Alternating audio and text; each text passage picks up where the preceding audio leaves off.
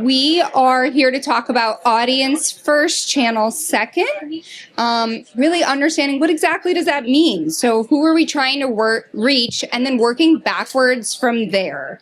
So we're hoping that this panel can explore how the shared audience intelligence, which will be our use of AI today, which I think will be a funner take than probably the AI we're hearing everywhere else, and how that's becoming the connective tissue between upper funnel and the lower funnel conversion, and what it's going to mean to each of these brands here, which I'm truly thrilled about because the dichotomy of the brands that we have on stage is really, really unique. So we're going to get several different perspectives of their audience first. So with that, I would love if each panelist could introduce yourself, tell us about yourself before we jump into what audience first means. Ryan? Yeah, I'm Ryan Engel. I work for Bayer Consumer Health in the U.S. I work on the digestive health business right now, which is pooping and burping. I wish I had that. I'm Sam Fodrowski. I oversee all brand and product marketing at Tecovas, so oversee our creative team, all of our broad reach media, our influencers, our partnerships, and social media.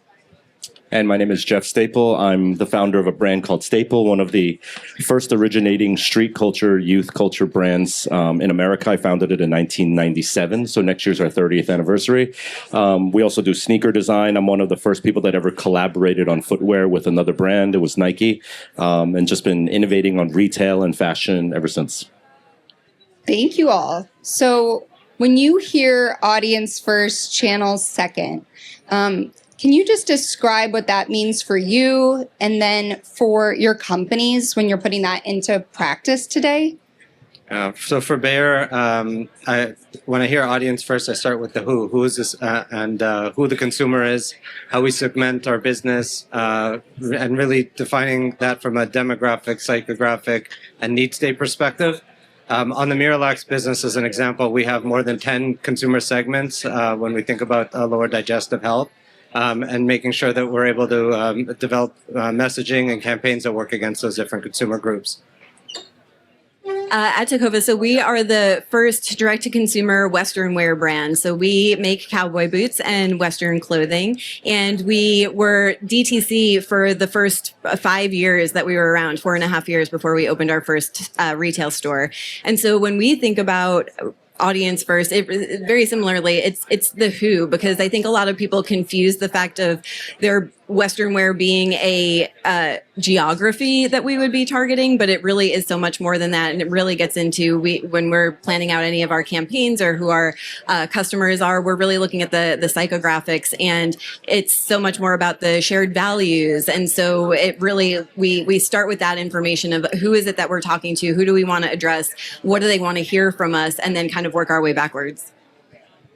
Audience first for me means everything, because I started in an era where young people were having trouble defining themselves. You know, like black kids were supposed to listen to hip hop, white kids were supposed to skate and listen to punk rock, and you would go into, like, I don't know if people remember Sam Goody or Tower Records, but like you'd walk in and like rap is there, rock is there, and I'm like, wait, what if I wanted both? And like the whole demographic was like, no, I skate, but I also wear baggy clothes, and like I want to sort of mix and match and everything.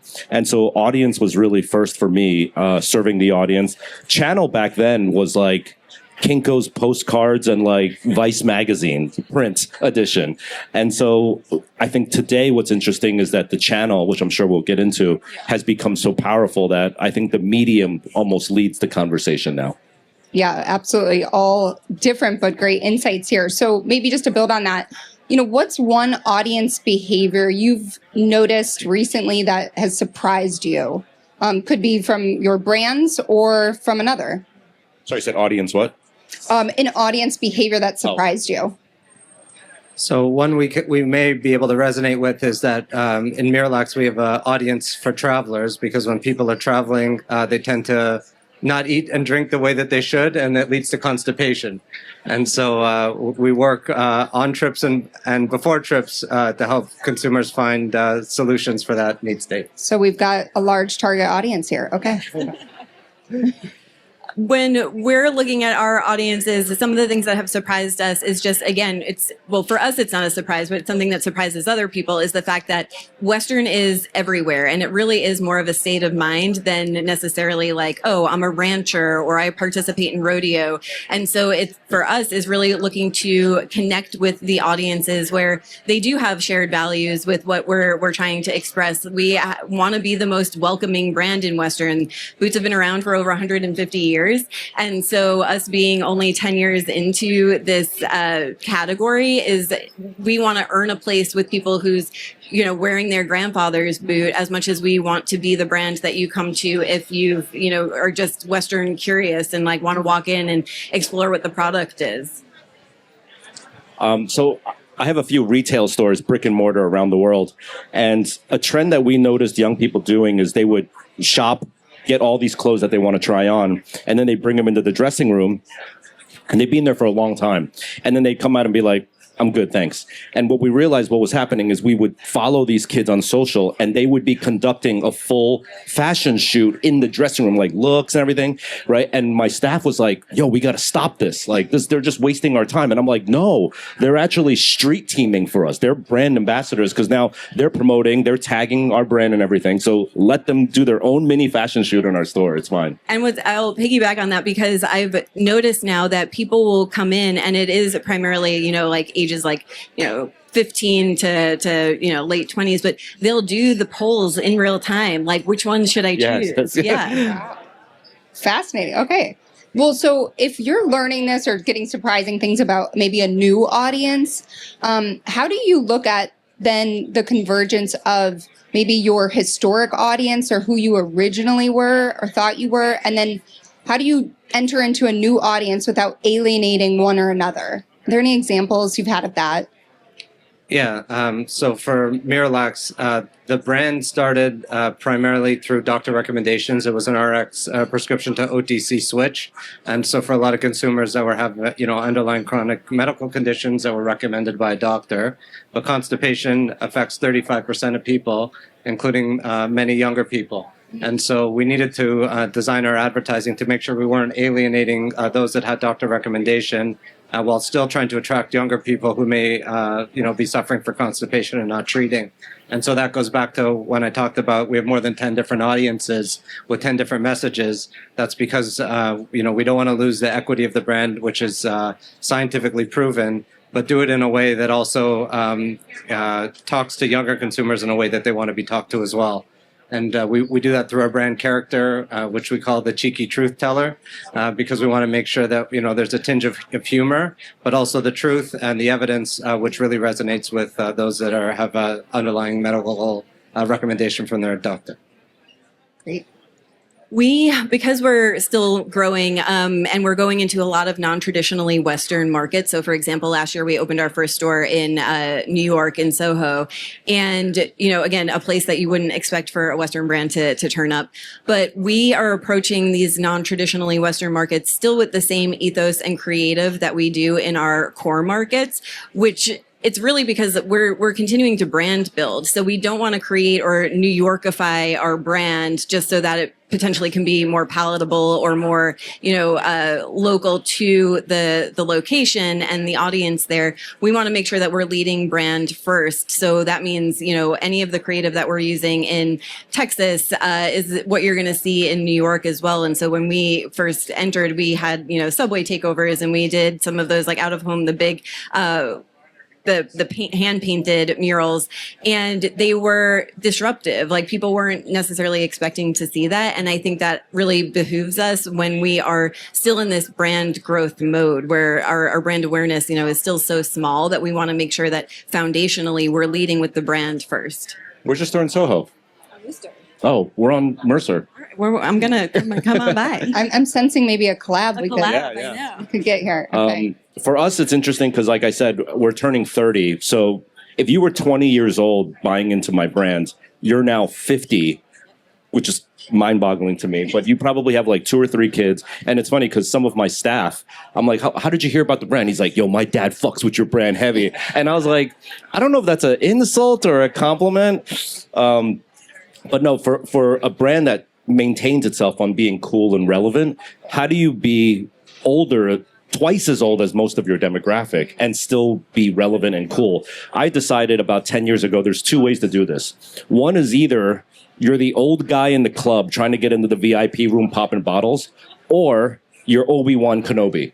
And you pass the knowledge and you tell young Luke Skywalker how to become a Jedi. And I decided that our brand needed to be that and not the other one. More Obies. I love that. Okay. Well, Sam, you brought up just the intersection of how do you connect the upper, funnel branding and with the lower funnel marketing tactics. Can you just talk about like those, how does that change when you're going after the same audience, but informing both of those messaging? Definitely. So we are definitely a product-led brand. So first we have to have the great product that we want people to keep coming back for, but we also want you to buy into what it is that we're building and being really welcoming in a space where is new for a lot of people. And so when we're looking at, the different creative that we have, it's really taking people through the funnel to understand first, like who we are, what we make. Maybe you're going to see the brand come up on your feed because your favorite athlete is wearing them, or maybe because you are following folks who went to Stagecoach or something along those lines. And so we're really intentional about each of those moments and understanding like where our audience is. Like it's great to be counting clicks and looking at impressions, but understanding the why behind them of what is actually getting somebody to click, like that's really what we're looking to understand.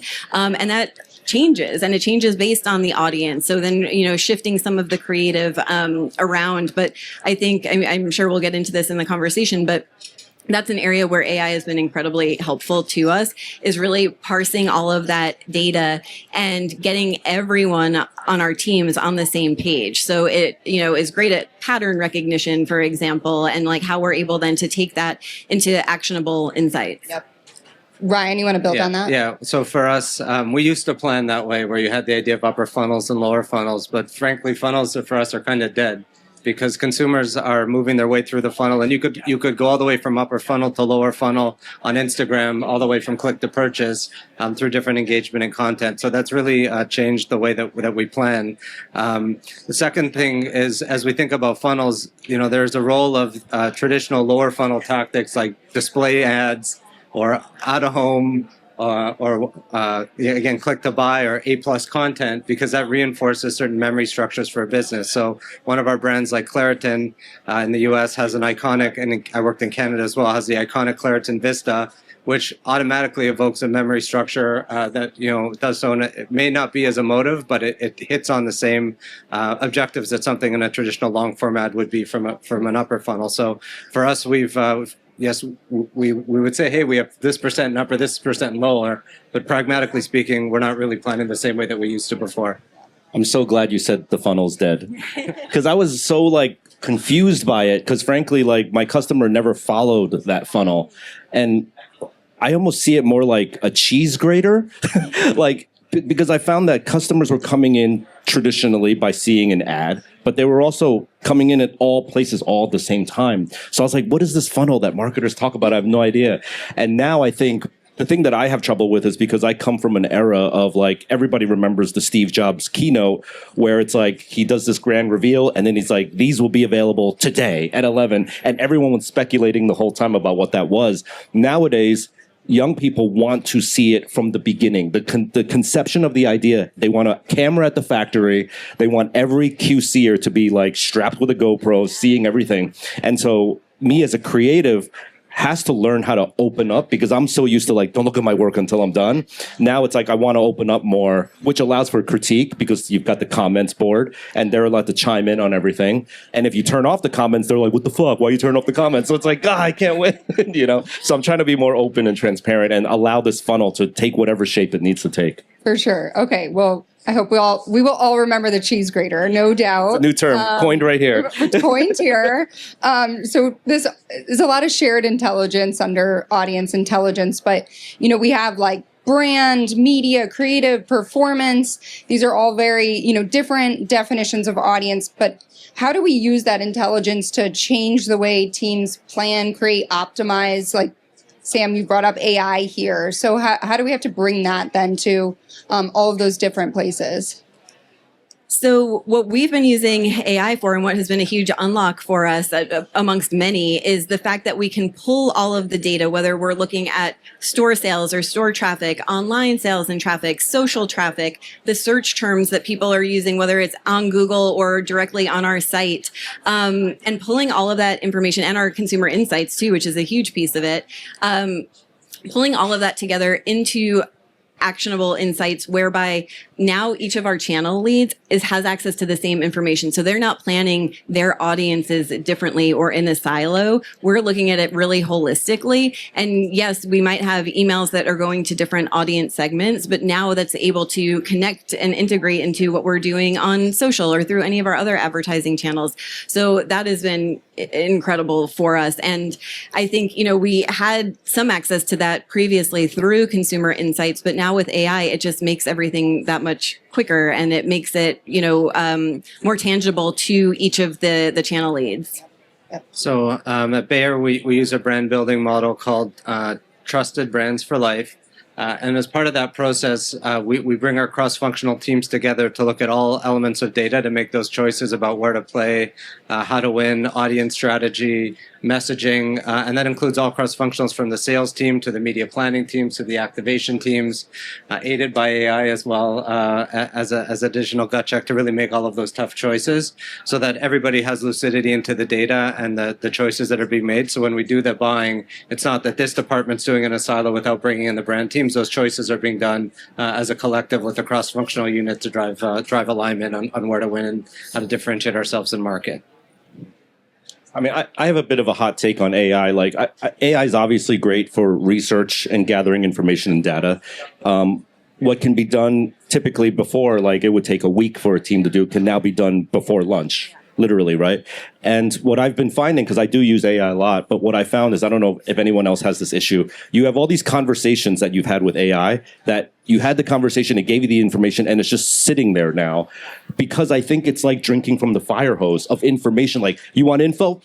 Like, here's all this information. I'm like, thank you very much for my brain, my human brain cannot process all of the data that it's spitting out at me. So there's still like a traffic jam in a sense in our brain. So great, we have all the data in the world, but like, how do we now, this is probably a new product that will come out in 2 years, like take all of my queries to Gemini, Chat, and Claude and distill them into the Cliff Notes for me so that my feeble brain can understand it, Absolutely. So, well, this brings up a good point. I know we talked about this a bit before, but like when you're putting audience first and we have all of this data, is there ever too much data? Like, are we saturating ourselves to try to over-engineer who our audiences are? I wouldn't say it's necessarily over-engineering. It's what you do in making those choices once you get that information. Great. So, as we're building our audience strategy, we use AI because we have lookalikes and a lot of prompts and a lot of like, who is really the consumer based on what they need to know, and it spits out a lot of information. It can be too much. Yeah. So you still need to, make the choices based on the information you have. And use it to gut check different things that's out there. So I don't think it's a downside. It's just what you do with it once you get the information. I completely agree. And I think, for us right now, we're balancing all of this data with also a lot of anecdotal information that we get that actually turns out to be really important to us. The way that we, integrate all of our retail associates who are actually with our customers every day and like take that feedback from them and, balancing that and how does that play with the decisions that we're making based on, we've got this data, but at the end of the day, we're honestly going to trust our retail employees more sometimes or go with that versus what the data tells us to do. Great point. It's same with our retail stores. So our end of day retail reports used to be what was the cash sales, what was the credit card bill. Now it's gone now because AI, right? You don't need that. Anybody can bring it up now. So our end of day reports are now a family from Frankfurt came and they said this, right? It's anecdotal. Yeah. But yeah, I do think, as I said before, I think there's a lot, which is it comes down to curation, right? So you have all this data. You still need somebody for now. I do predict maybe even curation will be AI-ified in the future. But for now, you still need a human touch that has, in my industry, taste, a level of curation, understanding trends, understanding things that are happening. Like an AI will tell you like, oh, you should release this black and silver t-shirt that came out this week because of whatever. And then the Knicks win. And you shouldn't release a black and silver t-shirt in New York the week that the Knicks win, right? So like AI can't judge those things right now. That takes like a human person on the ground to be like, nah, that's the wrong move right now. Exactly. We've got to still think. So we've talked a lot about audience first, so channel second. So, but not channel irrelevant.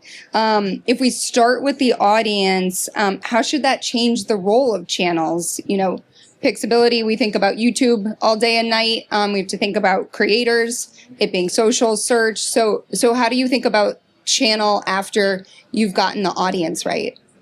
I think there's channel explosion, right? And back in the day, it was a little simpler to do execution to reach the consumer, and now you have to layer different channels just to build reach. So I think it gets to a point where you get to, what's required from reach to deliver against your reach objectives. But then secondly, and almost most importantly, what does sufficiency look like? Because if you're only dabbling in a certain channel over a limited investment, it could be challenging to drive messaging breakthrough and audience breakthrough, which makes it difficult, especially as you get into AI and even just audience fragmentation. So you have channel fragmentation and audience fragmentation, and you have to balance that with sufficiency and complication of messaging of assets. And those are some of the different things we'll look at when we're building our strategies. Go ahead. Okay. For me, I think the channel and the medium has become so powerful, even more powerful than the product and the story. For better or for worse, right? Like everybody knows if you hire a photographer to shoot a job and they give you all horizontal widescreen images and videos, you're like, what the hell do I do with this? I need everything vertical, right? If you're shooting a YouTube video, it has to be done in a way where the focus is on the center because it's going to be clipped for TikTok one day. And it's like, what if the director's like, no, but there's something amazing on the left side. I don't care about the left side. It's got to be in the middle. And like, watch out for those 3 icons that Instagram throws up and the captions. Nothing can go important where the captions are. So we're literally creating based on this framework that these companies that own the medium have dictated to us. And it's very powerful and it's very influential. And I don't think it's always the best for actual product and creation or for the customer. So I'm hoping there's like a little bit of a pushback. There's a great Marshall McLuhan quote, which is like, the medium is the message. And he was right. He said this like nearly 75 years ago at this point. But like right now, the message is based on the medium. That's so good. Sam, anything you would add? No, I'll just co-sign both of you. Co-sign, I like that. Is there any way that you think privacy and trust needs to be thought about within, audience first, where brands need to stay useful and relevant, but without feeling invasive? 100%. So we are, we're working a lot right now within not only the traditional digital channels, but also direct mail, for example. And we think about like what is going to most resonate with whomever it is that the piece of mail is going to, or the digital ad is going to, or the TikTok is going to. And it does. And we because we want to become the most welcoming Western brand, we also have an ethos at Tecovas called radical hospitality. And so we want to welcome people in. Anytime you come into a store, you're offered a drink before we're looking at product. We've got bars in all of our stores. And for us, we want to make sure like we're showing up in the way that you want to be like received. And I've seen examples, just going back to the direct mail, of a brand that my sister got in the mail that actually had, they were selling, well, I'll just tell you, they were selling furniture, but they had her daughter's initials on the one of the, yes, which I'm like, that's too much. That is crossed the line. Like that is too much. And so, you want to be, again, it's all about your customer. Like what is going to be the value that they're receiving from anything that you're putting in front of them. And you don't want to take it to a place that is overly personalized. They want to be able to imagine themselves in it, but not forced into it. Mm-hmm. And this is something that's super sensitive for regulated industries like healthcare, right? Because people have underlying conditions and you don't want to embarrass or feel that personal. One way that we could get around that could be like on a brand like Claritin, which has indoor and outdoor allergies. And how we segment our messages across different seasons to make sure that we're able to message against those audiences. But to say, hey, you have a cat allergy and this is for you, we'll use lookalike audiences to see, are they a dog owner versus a cat owner, but not like, hey, Buddy, Buddy the cat, you're allergic to that, that would be a little over the line. So we always have to watch that from a healthcare perspective. It's interesting with AI because I decided a couple of years ago to create like a Jeff Staple AI because many young people are always like, hey, can I pick your brain for a cup of coffee for 5 minutes? And I was like, if I created an AI version of me, then they could just keep talking to the AI. So I created it and I was smart because I was like, before I let this out into the world, let me play with it for a year. And in 2 months, I was like, I told the developers, like, we cannot ever let this out because it knows way too much. It knows my wife's preferences, my dog's preferences, and it would say all this stuff. And I was like, how is it doing this? And the developers were like, you wanted this to learn along with you. So it's literally out there crawling the universe for all known information about me. And I'm like, shut this down. Like, I want to like kill the AI now, but like soon it'll just replace me. So trust in Jeff AI. no more. All right, well, let's finish up just lightning round, sort of when we're talking about all of these different aspects of audience first. Like, what is most overrated and what's most underrated? I'll give everyone. In audience? Yeah, when we're talking about Right. I'll say for us, while we do have some use cases for lookalikes, like that hasn't been super impactful for us. So I think people really look sometimes, like, and also certainly depending on the category, like there's definitely use cases for it, but like as we've developed and we're seeing, the Western TAM right now is growing so much that it's almost getting too specific within these lookalikes that it doesn't really do the job that we need it to do. I think that something that's a bit underrated is taking the time to have the conversations with the customers. And so that's something from all areas of the business we do. Not only is that taking place in our retail stores, like I'm going out and just, looking, somebody who bought these boots. I just want to pick 5 random people who have purchased this one to ask, like, what were their intentions? Yeah. Were they buying it for themselves? Were they buying it for an event? Were they buying it as a gift? And that has really proven to be invaluable to us to really understand who our customers are. So while it goes against a little bit of the AI piece of it, like we can take that information, but it's something that like we'll never stop doing. It's great. One thing a little missing in the conversation that it would add is like creative quality. And so one thing that's underrated in the conversation about, audiences and audience intelligence is making sure that the creative is really resonant and that it resonates with consumers. And then likewise, I would say personalization is overrated in the absence of true consumer insights and making sure that what you're developing really meets their needs. Right. Great. I think an overrated thing is short form. I think everyone is thinking like, no, the kids only have an attention span like this. No, but more and more data shows if you give them a 3-hour chunk of a really meaty, insightful conversation, they will digest that entire thing. Totally. There's my pigeon is on stage right now. I was going to say, did you plant that Yes. Underrated? I'm going to say print. Yes. Oh, print. Okay. I think is going to have a comeback. Let's go. Print. I think you look at like vinyl records and like manual drive cars and like the rise of CDs. Like kids today, they get it digital first, but when you put a book or a magazine in front of them, they're like, wow, they're like fascinated with, in New York right now, I'm sure you've seen these like, the old school photomat booths where you go in and it takes 4 pictures. There's whole businesses opening in New York where they take a photomat, shove it into 100 square foot store space, lines around the block 100%. Because these kids are like, you get the photo and it's on paper. Yeah.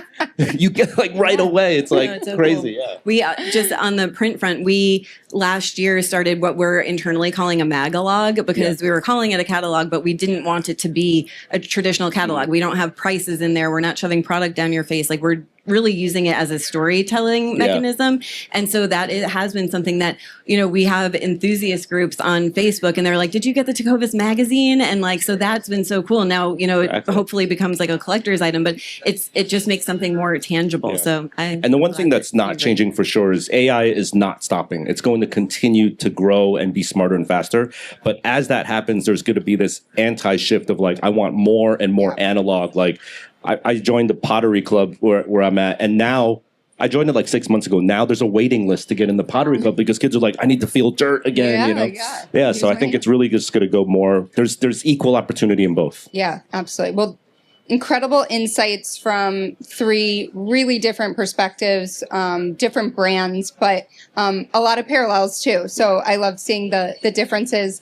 Ryan, Sam, Jeff, thank you all for your time. Thank you very much. Thank you. Thank you. Thanks, guys.